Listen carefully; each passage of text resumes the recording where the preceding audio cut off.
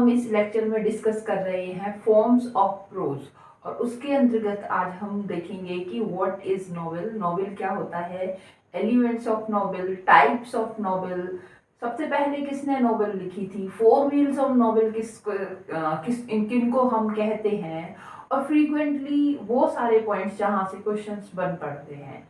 तो सबसे पहले देखेंगे कि ये जो वर्ड है नॉवेल, फ्रेंच वर्ड है, सॉरी इटालियन वर्ड है नोवेला, उससे आया है जिसका मतलब है टू टेल, कहना। और क्या होता है ये, अ पीस ऑफ न्यूज।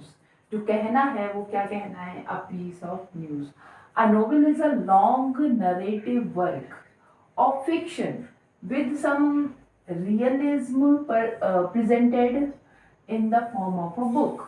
तो नोवेल क्या है, एक लॉन्ग नरेटिव वर्क है, ठीक है, और वो वर्णनात्मक वर्क है जिसको डिस्क्राइब किया गया है, और वो भी क्या है, वर्क ऑफ फिक्शन है ना, फिक्शन का वर्क है, कल्पना से भरा हुआ है। और फिक्शन दो जो है, प्रोज जो है, फिक्शन और नॉन फिक्शन दो तरह से हो पाएंगी, है ना।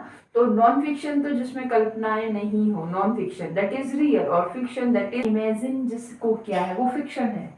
और ये क्या है, work of fiction with some realism. हाँ, इसमें फिक्शन होता है, it is not real, but there is some realism, वास्तविकता छुपी हुई है, जो झूठ है ना कहीं वो स्टोरी घटी होती है कहीं, शायद उसके करेक्टर, पात्र, उसका क्या कहते हैं, नेम, वो सारी चीजें रियल नहीं होंगी, प्लेस रियल नहीं होगा, पर इस तरह की घटनाएं मुख्य तौर पे, आमतौर पे होती हैं, वो रियल घटनाओं पे आधारित होता है। और ये जो होती है, ये एक बुक के फॉर्म में है, आपको ये स्टेज पर नहीं मिलेगी, आपको ये स्टेज पर जो नॉवेल है, it is not perform on stage, but it is in a form of book. इसीलिए इसको क्या कहा जाता है, पॉकेट थिएटर कहा जाता है, क्योंकि ये बुक की फॉर्म में है, दैट्स वाई ये भी थिएटर है। यहाँ पर भी आप उसी तरह से स्टोरी जो है उसका मजा ले रहे हैं, इसे एंजॉय कर रहे हैं, बट ये पॉकेट थिएटर है, आपके हाथ में है, इसके लिए आपको जाना नहीं पड़ेगा, आपके पास है।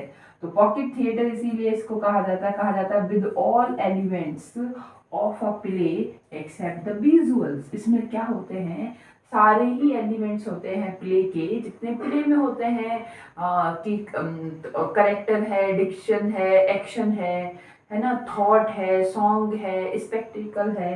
तो ये सारे ही जो एलिमेंट है वो इसमें भी देखने को हमें मिलते हैं, सिर्फ एक ही एलिमेंट को छोड़कर, वो स्पेक्टिकल है, विजुअल है ना। हमें दृश्य देखने को नहीं मिलता, वो दृश्य डिस्क्राइब होता है, हम खुद उसको इमेजिन करने का ट्राई करते हैं। कोई करेक्टर है, कैसा वो करेक्टर है, वो क्या क्या प्ले कर रहा है, और फिर वो वास्तव में कैसा होगा।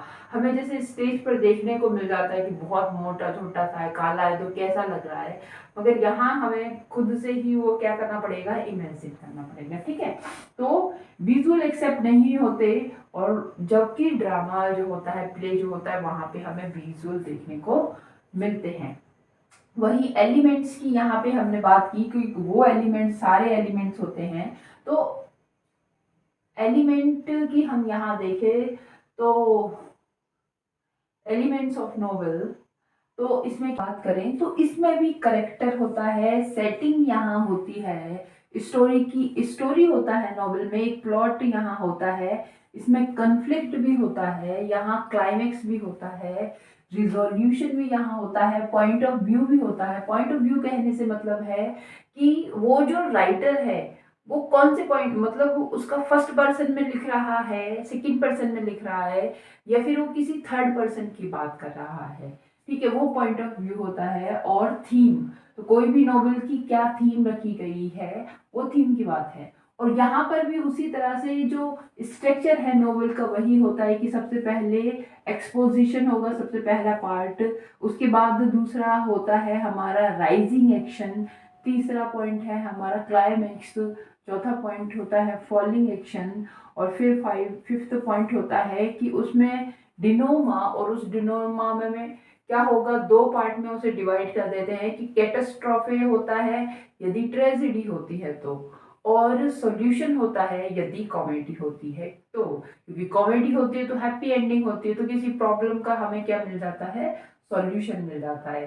तो ड्रामा के एलिमेंट भी वही हैं जो कि किसके एलिमेंट हैं, जो कि प्ले के एलिमेंट है, पर वहाँ पॉइंट ऑफ व्यू की बात नहीं की जाती, क्योंकि पॉइंट ऑफ व्यू में क्या करते हैं कि हम जो लिखने वाला है ना, वो जो लिखने वाला है वो आई करके लिखेगा तो इसका मतलब वो फर्स्ट पॉइंट ऑफ व्यू से लिख रहा है, वो ही सी या किसी के नाम से लिखेगा तो थर्ड पॉइंट ऑफ व्यू से लिख रहा है।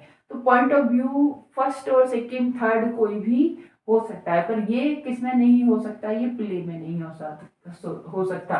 रिजोल्यूशन वहां पर भी होता है, यहाँ होता है, करेक्टर भी होते हैं, यहाँ सेटिंग जो है, करेक्टर सेटिंग जो है, सेटिंग यहाँ होती है कि कैसा बैकग्राउंड होगा, वो अपने पेन से डिस्क्राइब करके लिख रहा है ना। स्टोरी का प्लॉट, कंफ्लिक्ट, क्लाइमेक्स, वो सारी चीजें, थीम यहाँ पर होती है कि क्या नॉवेल की थीम है।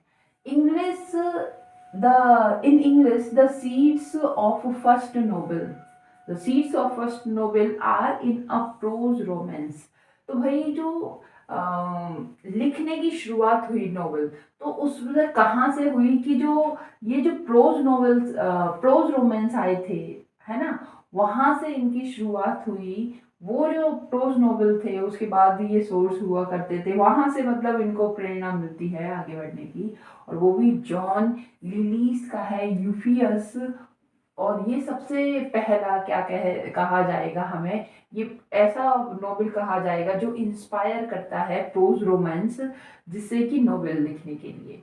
Wheels four wheels of English novel किसको कहा जाता है, तो four wheels of English novel Henry fielding, Samuel Richardson, Lawrence stern और टोबियस स्मॉलेट, है ना। और इसमें भी हेनरी फील्डिंग जो है, हेनरी फील्डिंग को कहा जाता है फादर ऑफ इंग्लिश नोवेल।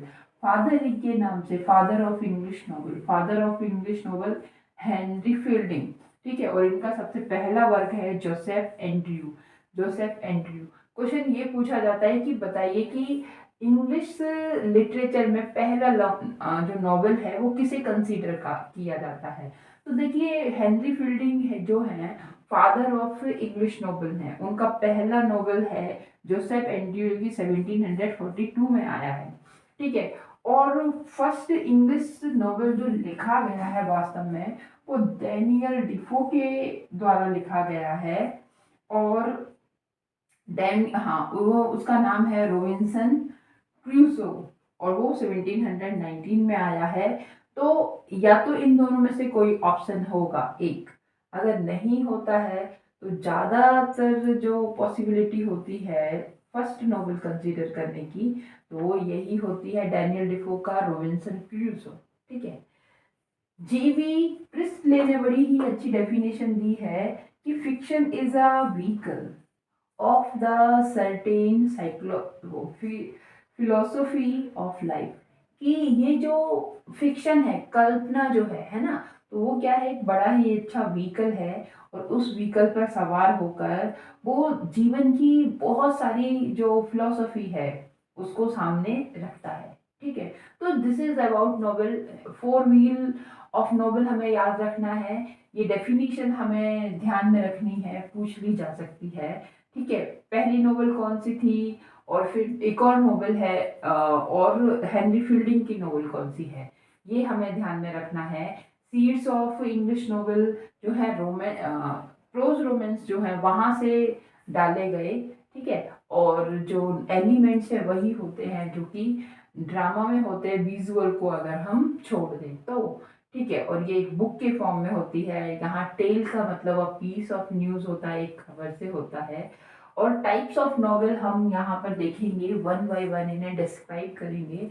क्या है पिकारेस्क्यू नॉवेल, ठीक है।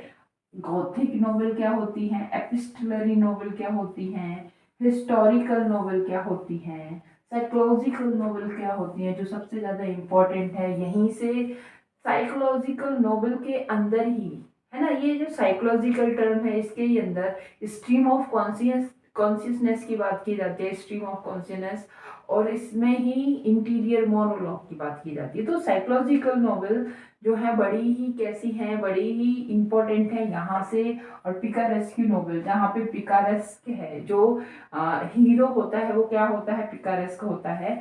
और पिकारेस्क कहने का मतलब क्या, बड़ा ही आवारा टाइप का होगा। गॉथिक नॉवल डरावनी होती है, पिस्टली लेटर के फॉर्म में होती है। हिस्टोरिकल नॉवल हिस्ट्री पर बेस्ड होती हैं। प्रोफेटिक नॉवल वो उस तरह की नॉवल होती हैं जिनमें क्या होता है कि वो फ्यूचर के लिए बताती हैं कुछ जानकारी। जैसे कि brave new world, brave new world, ये जो नॉवल है वो फ्यूचर की जानकारी बताती है। रीजनल नॉवल, हार्डी को आप याद रखेंगे, वेसेक्स है ना। और उसी तरह से हिंदी में आर के नारायण ने मालगुडी को उन्होंने अपना रीजन बनाया है। Utopian and dystopian novel, again important, utopian novel क्या होती है, डायस्टोपियन नोवेल क्या होती है। तो ये जो सारे टाइप है जो इम्पोर्टेंट है, एक एक करके हम इन्हें ध्यान दे, एक एक पर आपको मैं यहाँ ही प्ले लिस्ट में सेपरेट जो वीडियो हैं वो प्रोवाइड हो जाएंगी। होप करती हूँ कि ये आपको बहुत अच्छा लगा होगा। Thanks for watching it.